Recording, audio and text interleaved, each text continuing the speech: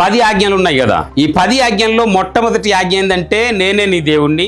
తర్వాత నీవు దేన్నైనా నీ పొరుగు వారిది ఏది ఆశించకూడదు అని 10 ఆజ్ఞల్లో ఒక ఆజ్ఞను ఆయన జ్ఞాపకం చేశాడట సంఘానికి. సంఘమా, మీ ఇరుగు పొరుగు వారితో సానుకూలంగా ఉండండి, మరి ఆశీర్వాద వచనాలు పలుకుతూ ఉండండి, ఇతరుల యొక్క ఆస్తిపాస్తులు ఏది ఆశించవద్దు అని చెప్పాడంట. నిన్ను వలే నీ పొరుగువాన్ని ప్రేమించు అని చెప్పాడట. స్టేజ్ మీద చాలా హూందాతనంగా ఈ వాక్యం అంతా చెప్పి ఇంటికి వెళ్ళాడట. పాశ్రమ గారికి పిలిచాడట. చికెన్ సిద్ధం చేశావా అని.